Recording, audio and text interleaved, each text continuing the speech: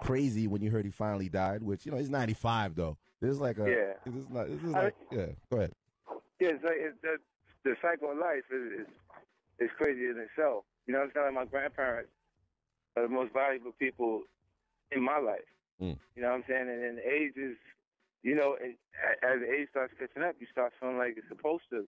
You got to prepare yourself for that mentally. You know what I mean? Like at 95, they're still not prepared for the loss of people that have such a strong impression on people coming up. And those are people who dedicate themselves to helping others. Mm. You know what I'm saying? And this is why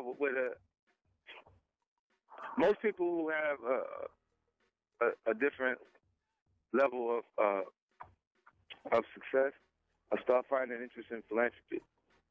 And that's different because people at different points will find interest. Some people have more savvy or they're more conscious. Before they start finding interest in philanthropy, they can just be comfortable enough in their life, and then they start to get back.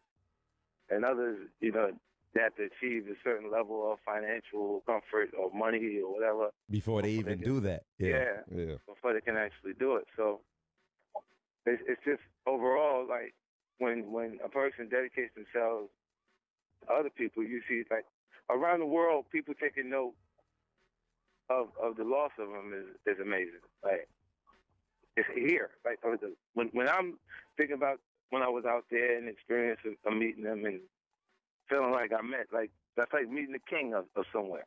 I know, man. And then you've been all over the world, and then you were actually so excited. It was the first time in South Africa, and then the first time we're there, you meet Nelson Mandela. So it was overwhelming for you. And you're not a groupie to anything, but you actually had, like, I saw you were like a little kid. Like, yeah, I had a groupie moment. Yeah. Look, it was.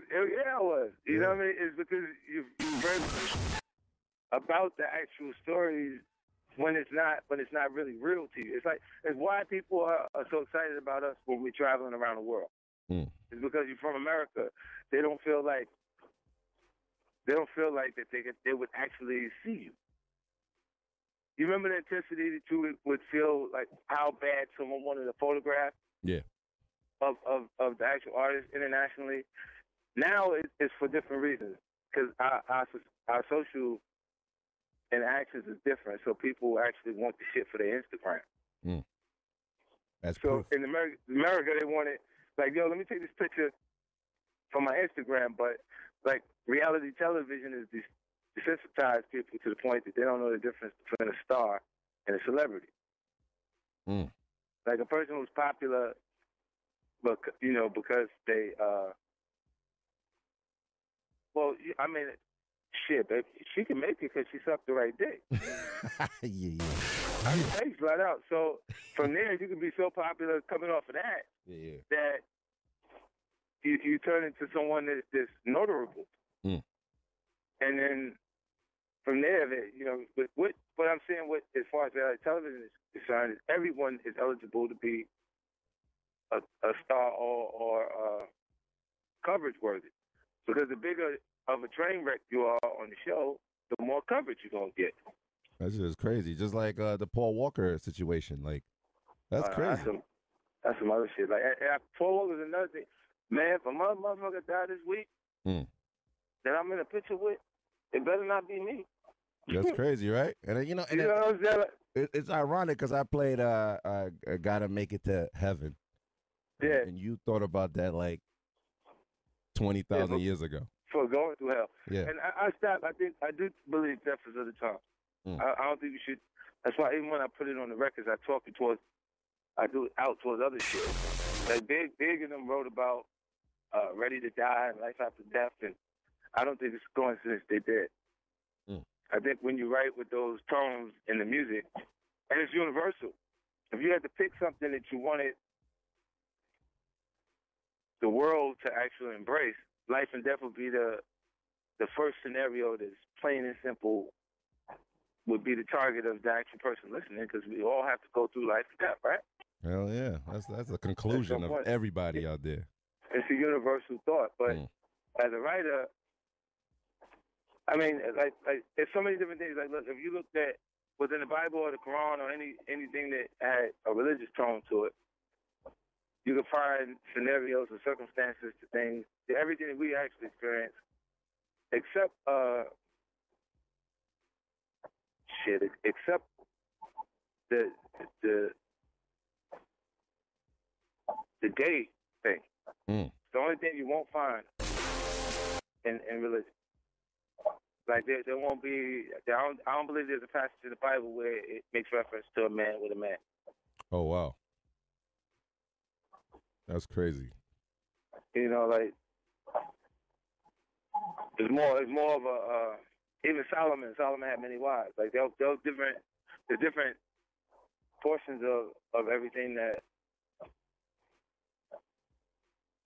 they still apply to socially the things that go on right in front of us.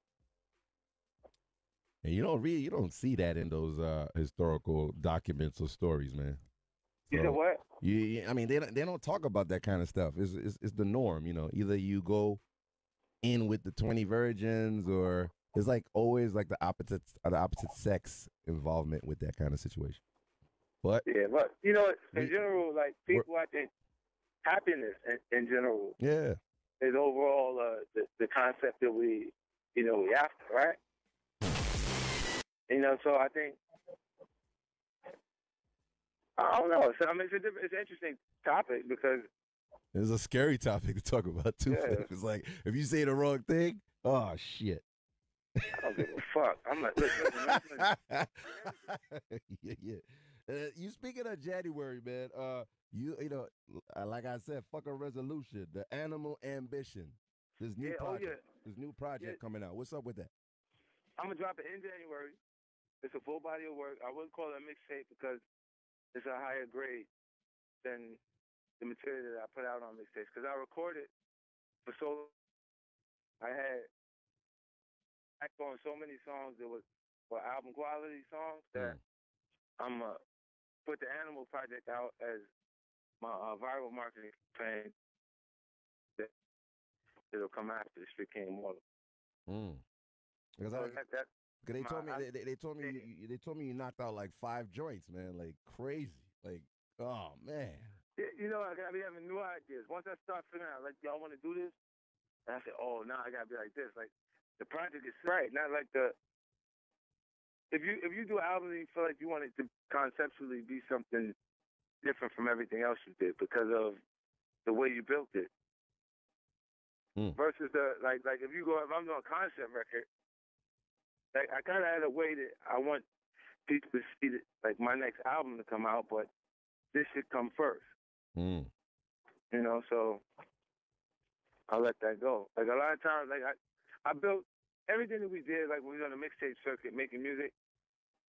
We would just record as a consistent thing, like constantly actually recording records. Yeah, that's what I was telling everybody. You and the crew, y'all get together, y'all knock the shit out literally 2 nights, sometimes 1 night, and then y'all ship it out. Like it's like a fucking. We'll do a mixtape on the weekend. We're doing that Friday, Saturday, come back Sunday. Then boom, it's online. Yeah, because everybody be ready to work. Like if you're not, you gotta look at it. So you gotta write 10 verses, but they're all different, and you're not exhausted because you wrote. If you look at those tapes, I was on the chorus every time. So I had the bulk of the work. I'd write that, create the song structure, like pick the tracks, create the song structure, and then they come on and put a verse, a piece on the record, and then we move to the next thing. I mean, there's a difference between the influences because, you know, it was very competitive in the studio. You know, when I was in there, Banks, Yayo, and then y'all went off of each other. How are you doing? And it's funny, you see Kanye, like, he's wilding out with the rants out there. I mean, you held your shit in. Because Before I Self-Destruct was one of your earlier projects, and then you had your moment where you wanted to go crazy like that. The labels was telling you to chill. But Kanye is out there, like, you know, he's going crazy out there, man. Well, I mean, I don't know how it helps. You hear this shit? You hear this shit, Phil? You ain't got the answer, Sway. Yo, this guy's crazy, man.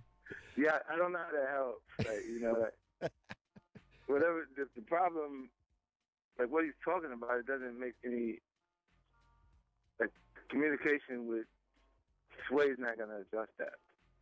And losing 13 million, like, you've done investments before, but why does he want us to know exactly that he lost 13 million? I'm trying to figure that out.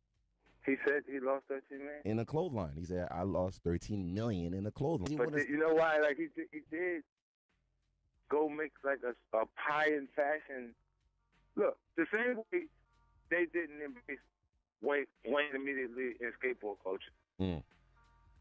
Like, cause this is something that's niche. Like the people who do it, so they're passionate about it, and they're like, "Wait, you trying to look like us?" You know what I'm saying? So they don't want to embrace it at first, and then they see that he's actually into it because the man got a ramp at his house. Yeah, and you got the pants to prove it too. You got the pants. Be into it more than that. Yeah. You know what I'm saying? So like, not and be a superstar at the same time. So when they see that later, I'm like at the X Games, and then they start talking about the skateboarding, and the only person I can make reference to is connected to the culture that I'm aware of. Is his own, Wayne loves his brothers. That's the shit at his house. Yeah, that's crazy. So. You know what I'm saying? I'm looking at it, and I'm seeing it different because I'm watching the actual games. Like, that's just the real shit. Like, the real talent there. Mm. And it's incredible what they can actually do. You know, there's a real talent and skill set to be able to do the shit that they're doing on a skateboard. So I'm looking going, okay, I see why he thought it was amazing now. But you got to be there and be exposed to it to see it. Yeah, in order to fucking see that shit, man. Yeah, you know, and a lot of let's just say this. When a lot of people make their choices or they interact with different things, like I saw it and I can appreciate it, but I'm not actually going to try and do it. I can't. You will not see me going down the motherfucking street on a skateboard. You know, look. I can't even imagine you just even standing on the shit. Like, I think he had some good ideas as far as Kanye was concerned, but speaking of the route was a little wrong. Yeah. Speaking of I think it's like $2 million, $3 million on a fashion show. Yeah, that's crazy. Should put that shit on it now. Yeah. And the last question, man, you had a very exclusive flight with Ja Rule. How was that? Because you never really talked about that. Wasn't to talk about, man. Okay.